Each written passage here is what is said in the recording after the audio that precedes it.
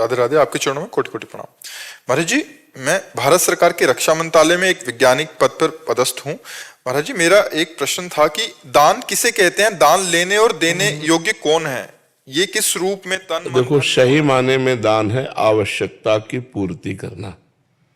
जैसे कोई भूखा आदमी है, उसे भोजन की जरूरत है, अब उसे अन्न दान करो, उसे पवा दो। कोई बीमार आदमी है, उसे औषधि की जरूरत है।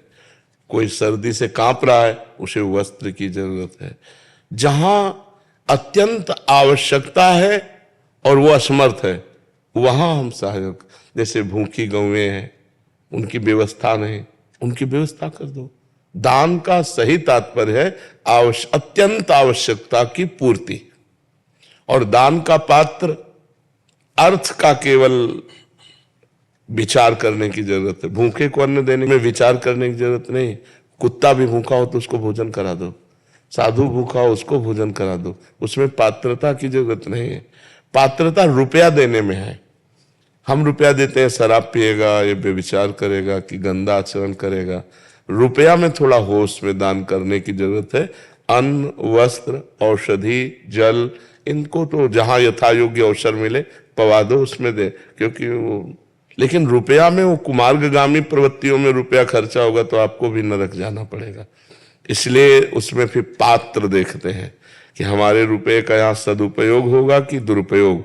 अगर लग रहा है सांगोपांग सदुपयोग होगा तो फिर कर देना चाहिए। जैसे कानपुर की एक बूढ़ी माई धनाढ्य थी, तो नारदानंद सरस्वती जी के पास नैमिषारण्य में गई और 1 रुपया निकाला और सामने रखा और कहा, प्रभु मैं गरीब आदमी हूं, सोचती हूँ कि 1 रुपया संत सेवा में लग जाए तो क्या संत सेवा में लग सकता है?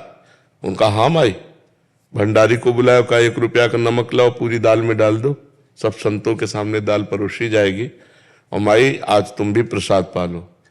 फिर उसने करोड़ों की संपत्ति स्वामी जी के नाम कर दी कि जो 1 रुपये का सदुपयोग कर सकता है वो करोड़ों का सदुपयोग कर सकता है। तो रुपया थोड़ा देख समझ के ध्यान देने की बात है। अन्य वस्तुएं अवसर पर, आवश्यकता पर हमें दे देनी चाहिए, उसमें विचार करने की जरूरत नहीं। जब अर्थ देने की बात है, जैसे कोई मांग रहा है आपसे, संत वेशधारी, एक तो संत मांगेगा नहीं, जो भगवान का निज जन है वो कभी ऐसे नहीं करेगा। ये हम तुम्हें पक्की बात बता देते हैं। जो कहावे मुआर दासा, करे तुच्छ नरन के आशा, तो कहो कहाँ रहा विश्वासा। भगवान का दास कहलाकर मरण धर्मा शरीरधारियों के सामने हाथ पसारे तो भगवान का दास है क्या? अरे भगवान की दासी है लक्ष्मी जी, और लक्ष्मी पति के हम दास हैं। कि हमें जो आवश्यकता होगी वो प्रभु देंगे, तुमसे क्या मांगने की जरूरत है? तो भगवान का भक्त या कोई संत या सन्यासी, मुझे तो नहीं लगता जो असलियत में सतमार्ग में चलता है, उसका लक्ष्य तो भगवान है, तत्व ज्ञान है। वो रुपया के लिए, ना औषधि के लिए, ना यात्रा के लिए पैसा मांगेगा नहीं। हाँ, कुछ संतों का ऐसा है कि अगर प्रारब्ध दोषात आ जाता है तो उसका सदुपयोग कर देते हैं। कुछ संत झंझट में भी नहीं पड़ते। लेकिन अगर कोई वेशधारी आपसे रुपया मांग रहा है कि हमें तीर्थ यात्रा के लिए या यज्ञ कराने के लिए या इसके, तो आप स्वतंत्र हैं ना कहने में। बिल्कुल डरिएगा नहीं कि हमारा कुछ अहित हो सकता है, कुछ नहीं अहित हो सकता, हमारी श्रद्धा नहीं, हम नहीं देंगे।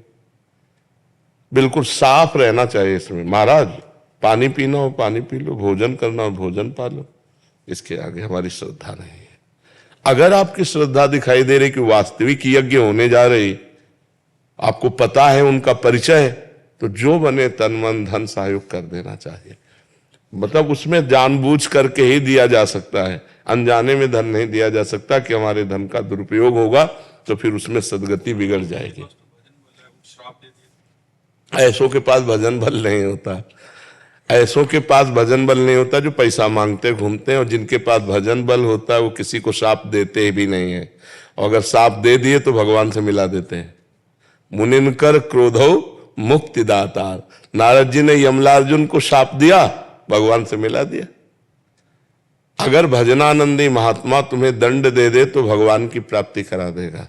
भजनानंदी महात्मा कभी पैसा नहीं मांगेगा। पैसा मांगने वाला कभी भगवान का भरोसा नहीं रखता। ऐसों के पास वो होता नहीं है जो साप देते हैं। जो सांप की धमकी देते हैं उनके पास कुछ होता नहीं, और जिनके पास होता है वो सांप देते नहीं है, क्योंकि सब में वो भगवान को देखते हैं, अपने भगवान को सांप देंगे क्या। और अगर कभी दंड विधान के अनुसार कर भी दिया तो भगवत प्राप्ति करा देते हैं। मुनिन का क्रोधो मुक्ति दातार, मोक्ष पद प्रदान करने वाला होता है। मुझे इसमें तन के दान को वरीयता दी गई है। तन मन धन, तो तन पहले आता है, तो क्या तन को वरीयता दी नहीं, आवश्यकता। हाँ, अब जैसे कोई गिरा हुआ आदमी पड़ा हुआ है, अब वहां तुम रुपया फेंक के चले जाओ तो वो किसी काम का नहीं। जरूरत है उस समय तुम्हारे तन की।